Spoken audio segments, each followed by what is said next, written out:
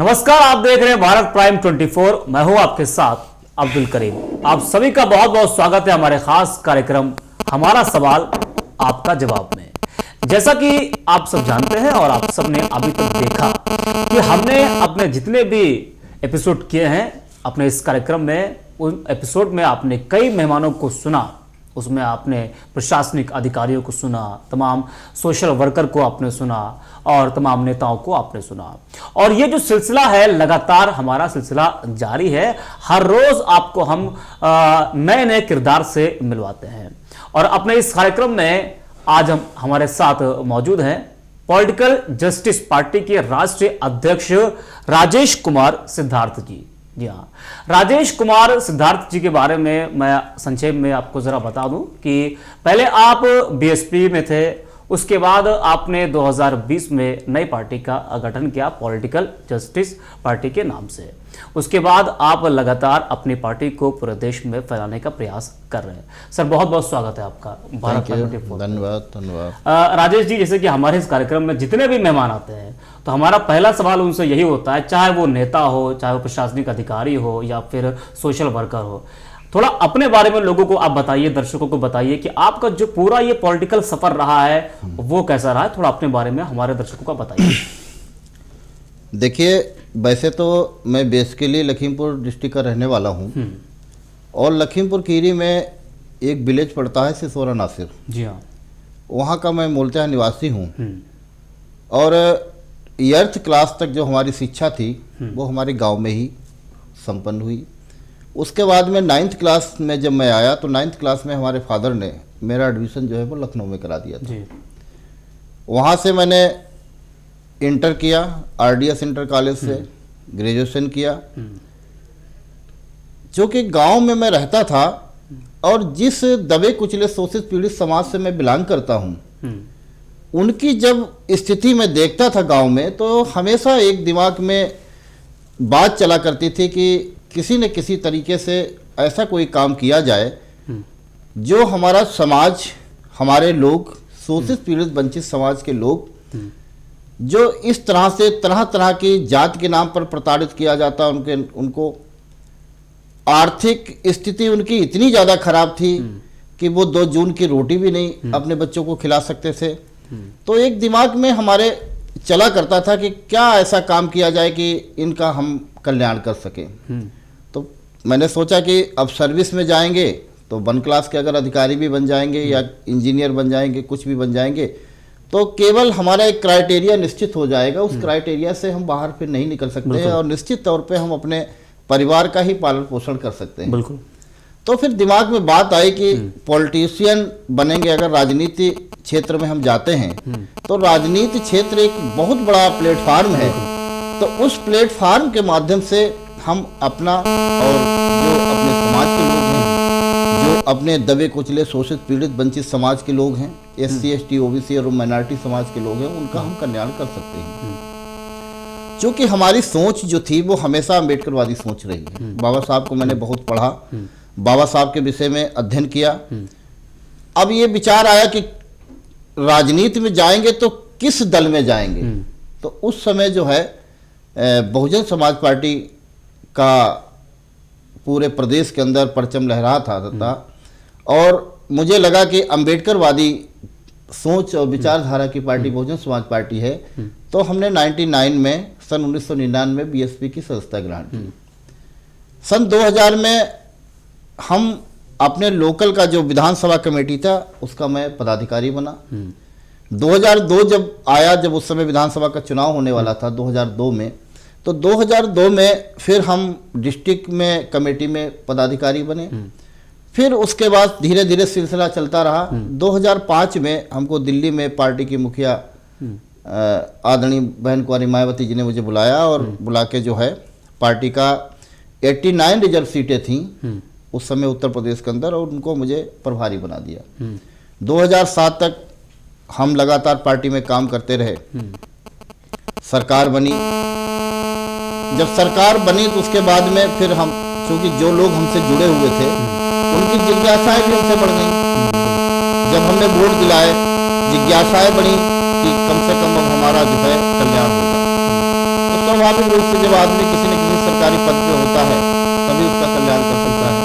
तो कुछ ऐसी परिस्थितियां रहीं, फिर हमारी पार्टी की मुखिया ने हमको दिल्ली भेज दिया 2008 का चुनाव कराने के लिए कि उधर दिल्ली चले जाओ। 2008 में मैं दिल्ली प्रदेश का कोऑर्डिनेटर रहा। फिर हमको जहां जहां लोकसभा का चुनाव हो, चाहे विधानसभा का चुनाव, बाई इलेक्शन हो, वहां हमारी ड्यूटी लगाई गई। कुछ लोग ऐसे पार्टी में अपना वर्चस्व बना लिए थे, जिस मिशन, जिस उद्देश्य को लेकर मानवर काशीराम साहब ने बहुजन समाज पार्टी का गठन किया था, वो 2007 से लेकर और 2012 तक 100% वो मिशन मुझे फेल होता हुआ नजर आया। यहाँ पर रुकना चाहेंगे, जैसे कि आपने कहा कि जो उद्देश्य था माननीय काशीराम जी का, उस पर फेल हुई। तमाम ऐसे जो बीएसपी से जो निकले नेता हैं उनका सेम स्टेटमेंट है कि जो उद्देश्य था काशीराम जी का, उस पर जो है मायावती जी कहीं खरी नहीं उतर पाई। इसी वजह से जो तमाम जो बड़े लोग हैं वो आज पार्टी से किनारा कर रहे हैं। देखिए, अब जो स्टेटमेंट सेम है तो वही स्टेटमेंट हमारा, यही कारण है कि लोगों ने पार्टी से किनारा किया। और आप देख रहे हैं कि जो पार्टी देश में सरकार बनाने की हैसियत रखती हो, बिल्कुल पूरे भारतवर्ष में सबसे बड़ा स्टेट उत्तर प्रदेश है, उसमें चौथी बार पूर्ण बहुमत की जिसकी सरकार बनी हो, अगर ये कुछ परिस्थितियां चेंज ना होती तो जो कैडराइज लोग थे, जिनको बीएसपी ने, जिन लोगों ने बीएसपी को खड़ा किया, मानवर काशीराम साहब को भूखे रह के उनके साथ साइकिलें चलाई, जब ये मिशन भटक गया तभी तो वो लोग अलग हुए। और जब अलग हुए तो आपने मालूम है कि आज बीएसपी की क्या हाल है, किस स्थिति में बीएसपी खड़ी हुई है।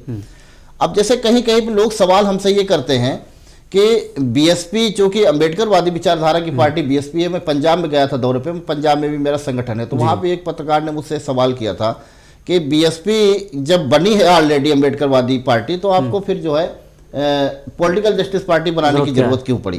तो देखिए, उसके लिए मैं आपको भी बताना चाहता हूं, अपने दर्शकों को भी बताना चाहता हूं कि बाबा साहब डॉक्टर अंबेडकर ने जब संविधान लिखा, उसके बाद वो चाहते थे कि राजनीतिक सत्ता हमारे लोगों के हाथ में आए।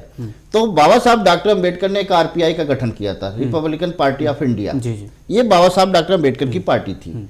अब बाबा साहब डॉक्टर अंबेडकर के ना रहने के बाद में उस मिशन में, उस पार्टी में कुछ ऐसे लोगों का वर्चस्व बढ़ गया होगा, तभी तो मानवर काशीराम साहब ने फिर बीएसपी बनाई।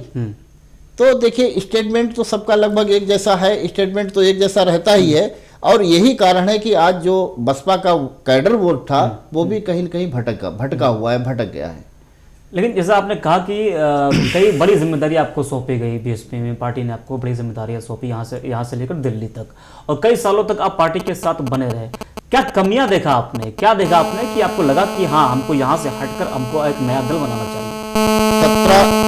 2017 का जो चुनाव हुआ था असेंबली का, उसमें हमको पार्टी के मुखिया ने पार्टी से बाहर किया था, चुनाव के ठीक 3 महीने पहले जी। और वो एक षड्यंत्र के तहत जो है हमको और 3 एमएलए उनको पार्टी से बहन जी ने बाहर कर दिया था। और बाहर इसलिए किया था कि हम पार्टी, जो एक बहुत बड़े नेता थे, जो हमारी नेता के नजदीक थे, वो कुछ ऐसा काम करने जा रहे थे, तो मैंने उसका जो है उसकी शिकायत अपने नेता से कर दी, तो उल्टा वो हमारे पर ही कार्रवाई हो गई। उसके बाद में फिर बहन जी के ऊपर भाजपा के जो स्टेट के वाइस प्रेसिडेंट थे दयाशंकर सिंह ने, उन्होंने अभद्र टिप्पणी की थी, आपको याद होगा। तो जब अभद्र टिप्पणी की तो उन्होंने, तो उसका प्रदर्शन जो है लखनऊ में जीपीओ पे हुआ था। हमारी पार्टी के तमाम स्टेट के लोग वहां पे इकट्ठा हुए थे। तो मुझे जैसे जानकारी हुई, मैं वहां पे कार्यक्रम में पहुंचा, तो एक पत्रकार ने मुझसे पूछा कि आप जो है अभी पार्टी में नहीं है और बहन जी ने आपको पार्टी से निकाल दिया है, तो अब आप यहाँ क्या करने आए हो? तो मैंने उनसे कहा कि देखिए, हमारी मुखिया है, उन्होंने हमसे घर से बाहर कर दिया, लेकिन अब हम अपने दरवाजे बैठ के चौकीदारी करेंगे। तो हो सकता है ये बात नेता को मालूम हुई, फिर हमको पार्टी में लिया गया। कुल मिला के जो षड्यंत्रकारी लोग थे, जो बसपा को खत्म करना चाहते थे, माननीय बहन जी हमेशा उनकी ही बात सुनती थी, हम लोगों की 1% भी बात नहीं सुनी। तो हम ये पॉलिटिकल जस्टिस पार्टी का जो गठन किया गया है, ये अकेले राजेश सिद्धार्थ की सोच नहीं है। कभी जो बसपा में बैक से जिनकी सपोर्टिंग थी, भयंकर सपोर्टिंग थी, जिसने बसपा को लोगों ने खड़ा किया, ऐसे सारे लोगों की सोच थी, जो लोग देश चलाते हैं, सरकार चलाते हैं, ऐसे लोगों की सोच थी कि अब दलित मूवमेंट जो है, ये जो अंबेडकरवादी विचारधारा है, बहुत पीछे जा रही है। अब कोई ऐसा संगठन खड़ा किया जाए, नहीं तो फिर जो है हमारा जो दशा आज से 2-4 साल पहले थी वही दशा हमारी हो जाएगी। तो उनकी सोच जब डेवलप हुई तो उन्होंने पार्टी के गठन करने की बात सोची। दिल्ली में बैठक हुई, तमाम ब्यूरोक्रेट्स थे, तमाम लोग थे, तो फिर उन्होंने पार्टी का जब गठन किया, पार्टी में जो मैनिफेस्टो बना, घोषणा पत्र बना, वो अकेले राजेश सिद्धार्थ की देन नहीं है, ना मेरी सोच है, वो उन सभी लोगों की सोच है। तो हमको फिर जिम्मेदारी दी गई कि ये संगठन का आदमी है और संगठन में इन्होंने काम किया तो नेशनल प्रेसिडेंट इनको बनाया जाए। तो इसलिए मुझे नेशनल प्रेसिडेंट पार्टी ने बनाया। और हमारी पार्टी लोकतांत्रिक पार्टी है, ये नहीं है कि एक आजीवन हम नेशनल प्रेसिडेंट रहेंगे। जो काम करेगा, और पार्टी के देखिए हमारा जो सिद्धांत है, हमारा मैनिफेस्टो जो है, वो मैनिफेस्टो नहीं चेंज हो सकता है। यहाँ पार्टी के पदाधिकारी चेंज होते रहेंगे, क्योंकि हमारी पार्टी लोकतांत्रिक पार्टी है। आजीवन मैं अध्यक्ष नहीं हूँ। अभी 5 साल के बाद फिर कोर कमेटी चुनाव करेगी, अगर मुझे मेरा वर्क अच्छा होगा, मुझे चाहेगी तो रिपीट करेगी, नहीं चाहेगी तो दूसरा प्रेसिडेंट बनेगा। अम्बेडकर विचारधारा की आपने बात की, तमाम दल हैं जो अम्बेडकरवादी विचारधारा की बात करते हैं। भीम आर्मी को आप ले लीजिए, उसमें आप MIM को ले लीजिए, तमाम दल हैं, उसके बीच आप भी हैं। आप अपने आप को उस बीच कहाँ देखते हैं? देखिए ऐसा है, एक चीज़ मैं हमेशा बोलता हूँ और हर मंच के ऊपर एक चीज़ बोलता हूँ कि अम्बेडकरवादी कहना और अम्बेडकरवादी बनना ये दोनों भिन्न प्रक्रियाएं हैं। हमेशा मैं एक चीज को और कहता हूं कि जितने लोग पूरे देश के अंदर जय भीम बोलने वाले हैं, अपने आप को बौद्धिस्ट कहने वाले हैं, जिस दिन वो असली अम्बेडकरवादी बन जाएंगे तो वो दिन दूर नहीं होगा कि हमारे देश के अंदर 85% लोगों का राज होगा। बाबा साहब डॉक्टर अम्बेडकर ने ये नहीं कहा था कि हमने जो आपके साथ किया है उसका बदला 14 अप्रैल को हमारे ऊपर केवल 2 माला डाल के, 2 फूल चढ़ा के और हमारे पैरों पे माथा रगड़ के उसका बदला अगर चुकाना चाहते हो तो तुम अम्बेडकरवादी नहीं हो। बाबा साहब डॉक्टर अम्बेडकर ने कहा था कि जिस विचारधारा पे हम चले, हमारी विचारधारा को आप आगे बढ़ाओगे तभी आप असली अम्बेडकरवादी बनोगे। तो देखिए मैं बाबा साहब डॉक्टर अम्बेडकर की विचारधारा को आगे बढ़ा रहा हूँ। ऐसा नहीं है, आज लोग मनुवादी की बात करते हैं, मनु स्मृति की बात करते हैं, मनुवाद की बात करते हैं। तो देखिए मनुवादी व्यवस्था तो मेरे अंदर भी हो सकती है। बिल्कुल। अगर हम अच्छे कपड़े पहनते हैं, अच्छी गाड़ी से चलते हैं, अच्छे मकान में रहते हैं और मेरे ही समाज के लोगों के पास खाने के लिए भोजन नहीं है, पहनने के लिए कपड़ा नहीं है, रहने के लिए मकान नहीं है, और हम उनके पास अगर बैठना पसंद ना करें तो सबसे बड़े मनुवादी तो हम खुद हो गए। बिल्कुल। तो जितने भी अम्बेडकरवादी संगठन चल रहे हैं, अगर देखा जाए तो उनके अंदर भी कूट कूट के कहीं न कहीं मनुवाद भरा हुआ है। चलिए अब मुद्दे बात हैं। 2022 में जो विधानसभा चुनाव हुआ यूपी में, उसमें आपने अखिलेश यादव जी के साथ गठबंधन के अलायंस आपने किया। नाराजगी जो थी आपकी वो ये थी कि वादा किया गया लेकिन हमको एक भी सीट नहीं दी गई हमको। तो आपके कार्यकर्ताओं ने जमकर मेहनत भी किया, आपने अलायंस भी किया, उसके बाद आपको एक भी सीट नहीं दी गई विधानसभा चुनाव में। देखिए 2022 का जो चुनाव था, 2021 के चुनाव में हमारी पार्टी अकेले दम पे 6 महीने की पार्टी बनी थी और 6 महीने के अंदर हमने असम ले गए अपने मैनिफेस्टो को, अपने घोषणा पत्र को। जब मैंने पहले प्रेस कॉन्फ्रेंस तिनसुकिया में की तो वहां के बाद जब हम 15 दिन के बाद जब उत्तर प्रदेश वापस आए तो वहां से टेलीफोन आया कि सर यहाँ का आपका जो घोषणा पत्र है, मीडिया के माध्यम से जो घोषणा पत्र आपने असम की जनता को बताया, बहुत पसंद आया और लोग बड़ी तेजी से के साथ जुड़ रहे हैं। आप पुनः इधर आइए, असम स्टेट में हो, यहाँ संगठन भी खड़ा हो जाएगा और पार्टी चुनाव भी लड़ाएगी। तो मुझे तो विश्वास नहीं हो रहा था। दोबारा जब मैं गुवाहाटी गया तो गुवाहाटी में जब मैंने प्रेस कॉन्फ्रेंस की तो पूरा हमारा स्टेट का स्ट्रक्चर खड़ा हो गया था, सिस्टम खड़ा हो गया था और 9 जनपद ऐसे थे असम स्टेट के, वहां पे हमारे पूरी कमेटी तैयार हो गई। फिर उसके बाद में लोग मुझे प्रत्याशी एक विधानसभा से 4 प्रत्याशियों के आवेदन आने लगे। तो हमने वहां पे 21 सीटों पे चुनाव लड़ाया। अब 2022 का जो चुनाव था वो एक ऐसी परिस्थितियां थी कि सब लोग चाह रहे थे कि किसी तरह से भारतीय जनता पार्टी का सफाया हो उत्तर प्रदेश में। अब उस समय कौन मुकाबला कर रहा था? उस समय अखिलेश यादव ही लग रहे थे कि यही हरा सकते हैं। तो भाई अखिलेश जी ने बुलाया, अखिलेश ने मुझसे पूछा कि आप क्या चाहते हैं? हमने कहा मान्यवर मैं सिर्फ इतना चाहता हूं कि इस देश का लोकतंत्र बचा रहे, संविधान बचा रहे और हमारे देश के अंदर जो वोट देने का अधिकार है ये बचा रहे। ये आप बचा सकते हो। यूपी में अगर आप सरकार बना लोगे तो देश में फिर जो है इनका तख्त पलट जाएगा। तो हमने अखिलेश जी के, माननीय अखिलेश जी के साथ में गठबंधन चुनावी किया और उन्होंने हमको चुनाव लड़ाने का वादा किया था।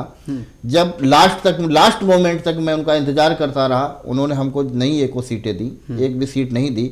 तो आपके शाहजहांपुर में ही उनका कार्यक्रम था। मैं मंच के ऊपर, उन्होंने कहा, मैंने उनसे कहा कि मानवर आपने तो जो वादा किया था वो पूरा नहीं किया, लेकिन पॉलिटिकल जस्टिस पार्टी अपने वादे पे अडिग है और मैं आपका समर्थन इस 2022 के चुनाव में 100% करूंगा। हमने पूरी मेहनत की, हर तरह से उनके साथ में रहे, हमारे वर्कर रहे, वोट डलवाया समाजवादी पार्टी के प्रत्याशियों को।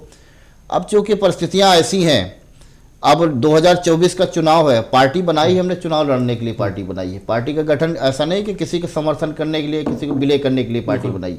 पार्टी हमने बनाई है चुनाव लड़ने के लिए बनाई, अपने मुद्दों पे चुनाव लड़ने के लिए बनाई, अपने घोषणा पत्र के अनुसार पार्टी बनाई है चुनाव लड़ने के लिए। तो निश्चित तौर पे हमारी तैयारी अपनी लोकल बॉडी के भी चुनाव में है, स्थानीय निकाय के भी चुनाव है और पार्लियामेंट के भी चुनाव में हमारी अपनी रिजर्व तैयारी है। अगर वो हमारे साथ गठबंधन करते हैं, समझौता करते हैं, तो मेरे विकल्प खुले हुए हैं, हम उनके साथ जा सकते हैं। लेकिन अगर नहीं करते तो पार्टी सेल्फ डिपेंड होकर अपने चुनाव लड़ेगी। अच्छा, आमतौर पर ये देखा गया है कि जो नए दल आते हैं मैदान में, सबसे पहले जो उनका फोकस होता है वो आस पड़ोस के जो राज्य है वहाँ पर होता है। लेकिन आपने अगल बगल के राज्यों को ना देखते हुए सीधे आप असम पहुँच गए। वहाँ पर आपने अपने 21 प्रत्याशी मैदान में उतारे और 4 प्रत्याशी आपके ऐसे थे जिनको कांग्रेस से ज़्यादा वोट मिला। तो आपने असम को ही क्यों चुना? और भी तमाम राज्य थे अगल बगल के। देखिए, ऐसा है कि उस समय असम स्टेट के उधर, असम स्टेट में सहित कई राज्यों में चुनाव हो रहा था। तो असम में थोड़ा सा हमारा आना जाना पहले से था। अच्छा।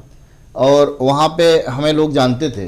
असम में हमारा आना जाना रहा है, कभी बिजनेस के उससे रहा, कभी उससे रहा, तो लोग आना जाना था और जानते लोग थे।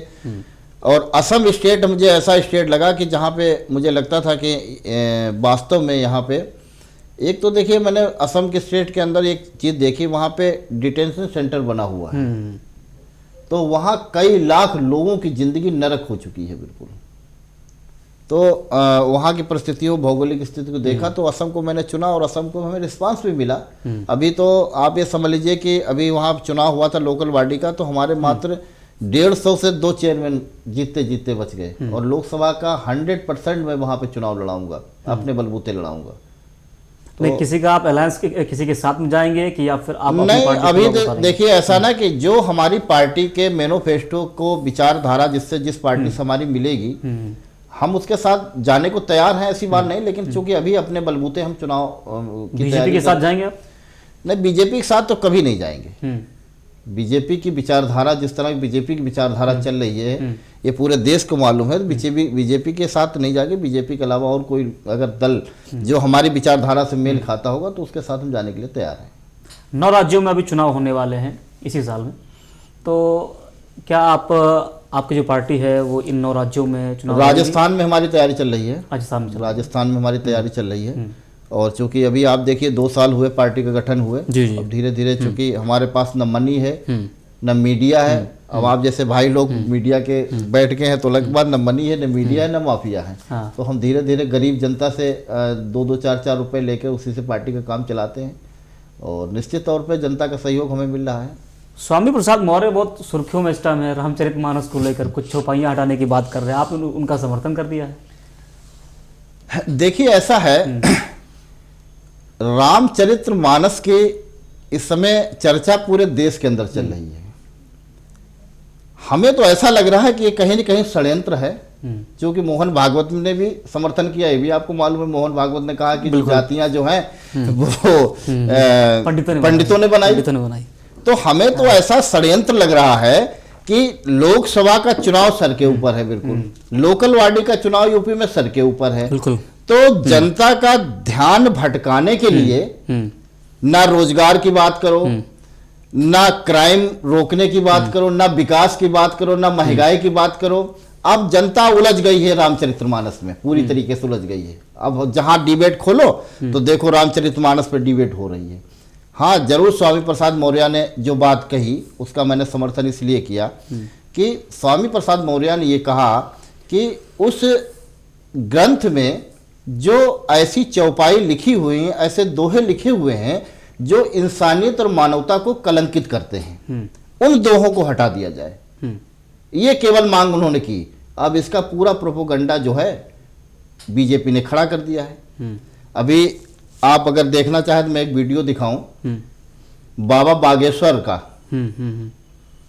वो शास्त्री जी हैं, जी जी, दिनेश शास्त्री, धीरेन्द्र शास्त्री। हाँ, मैं उनका देख रहा था, वीडियो देख रहा था, सोशल मीडिया मेरा पड़ा हुआ है, चाहो तो मैं दिखा दूंगा। उन्होंने कह दिया कि राम के 5 पिता थे। अब भाई मेरे तो समझ में नहीं आता है, हमने सुना है, पढ़ा है, हम तो एक ही पिता जानते थे। अब उन्होंने कह दिया कि राम के 5 पिता थे। देखिए एक चीज मैं बता दूं, हमारे देश की एक परंपरा रही है कि यहाँ पे एक जाति विशेष के लोग जो कहें वो सही, जो करें वो सही, जो लिखें वो सही। अगर अदर कास्ट का आदमी कुछ अपने मुंह से कह देता है तो वो जुर्म हो जाता है। तो रामचरितमानस पे अगर स्वामी प्रसाद मौर्य ने ये कह दिया कि वो जो चौपाई है जिसको इंसानियत, मानवता और महिलाओं को कलंकित करने का काम कर रहे हैं, उनको हटा दो, तो उन पर मुकदमा लिख गया। तो क्या धीरेन्द्र शास्त्री के खिलाफ मुकदमा नहीं लिखना चाहिए? या तो वो प्रूफ दे भाई, या तो वो प्रूफ दे कि राम के 5 पिता कैसे थे, और नहीं तो फिर उनके खिलाफ भी मुकदमा होना चाहिए। दूसरा, एक मैं सोशल मीडिया पे और देख रहा था, एक कोई बाबा जी हैं अयोध्या के, वो तलवार निकाल रहे हैं, परमहंस दास, और कहते हैं कि 5 लाख की मैं तलवार लेके आया हूं उनका सर कलम करने के लिए। तो क्या ये इंडियन पुलिस क्राइम के तहत उनके ऊपर 307 का मुकदमा नहीं बनता है? जब वो खुलेआम मीडिया में धमकी दे रहे हैं, हथियार निकाल के धमकी दे रहे हैं, तो उनके खिलाफ भी मुकदमा होना चाहिए।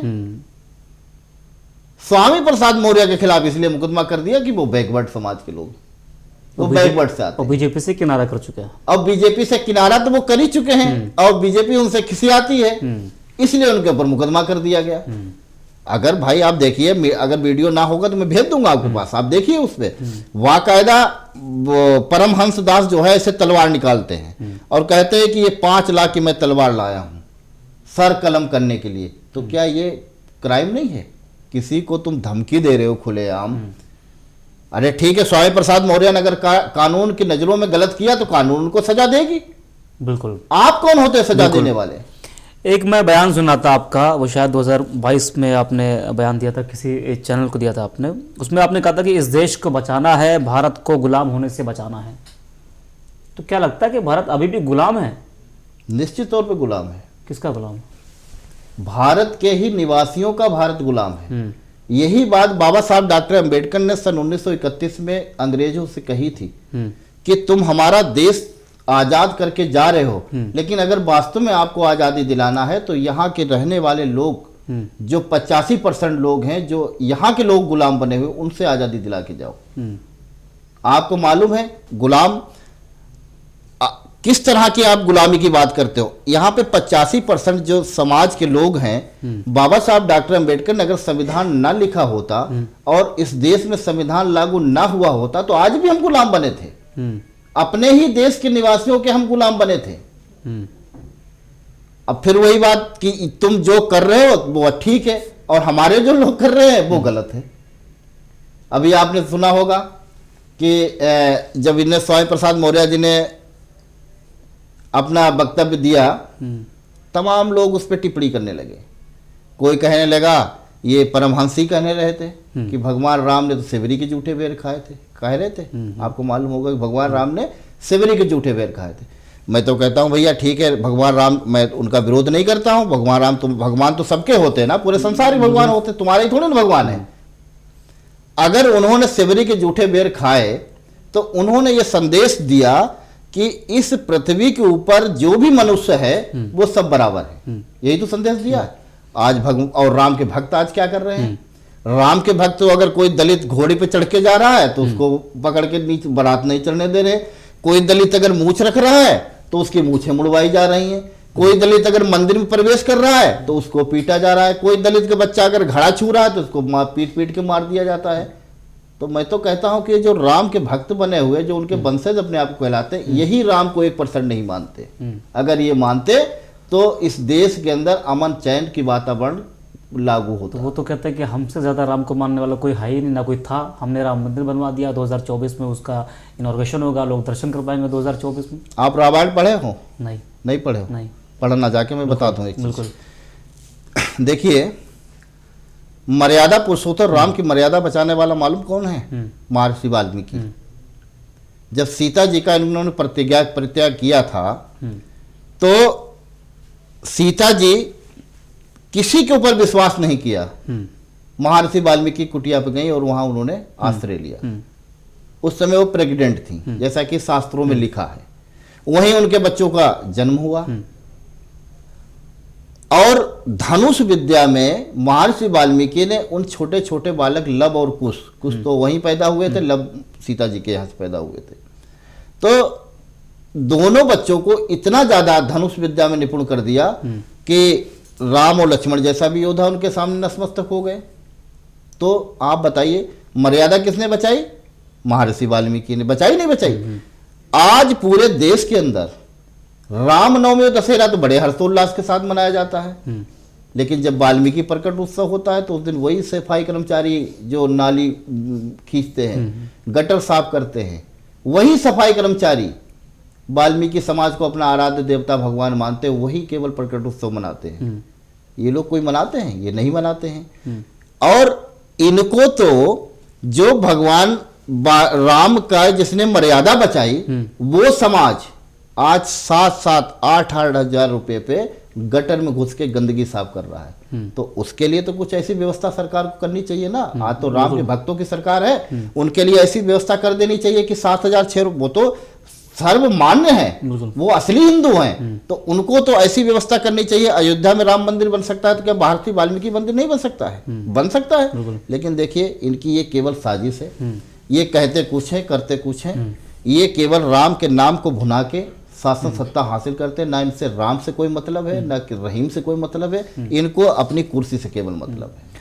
आपने एक बयान और दिया था, आपने कहा था कि अगर ईमानदारी से चुनाव करा दिया जाए, ईमानदारी से चुनाव हो जाए, कोई भी चुनाव क्यों ना हो, तो बीजेपी का पता नहीं चलेगा। निश्चित तौर जितने चुनाव हो रहे हैं सारे चुनाव बेमानी से हो रहे हैं। निश्चित तौर पे हम एक चीज बताइए, अभी हमारा देश जो है टेक्नोलॉजी में बहुत ज्यादा आगे अन्य देशों से तो नहीं हो पाया है। जहां की ईवीएम बनी हुई है, वो देश ईवीएम से चुनाव नहीं कराता है, लेकिन भारत में चुनाव हो रहा है। क्या दिक्कत है? हम तो कह रहे हैं एक बार बैलेट पेपर से चुनाव करा के देख लो, भ्रम खत्म हो जाएगा। हो सकता है हम ही गलत हो। तो हिमाचल में ईवीएम से चुनाव हुआ, कांग्रेस की सरकार आ गई। देखिए, यही बात है, यही बात जनता नहीं समझ पा रही है कि कुछ चीजें ऐसी होती हैं जानबूझ के छोड़ दी जाती हैं कि जनता का दिमाग वहां पे भ्रमित ना हो। और जैसा आप मुझसे क्वेश्चन कर रहे हैं, ये क्वेश्चन अगर वहां भी हार जाते हो, आप ये क्वेश्चन नहीं करते हमसे, तो कुछ जहां पे मेन टॉपिक होता है, मेन चीज होती है, वहां पे लोग हाथ दिखाते हैं। और छोटी छोटी चीजों पे है। मतलब आपको लगता है कि हिमाचल से ज्यादा जो गुजरात उनके लिए महत्वपूर्ण था? 100% पूरा फोकस 100%। और हिमाचल से ज्यादा गुजरात है, और उनके लिए देश की कुर्सी सबसे ज्यादा महत्वपूर्ण है।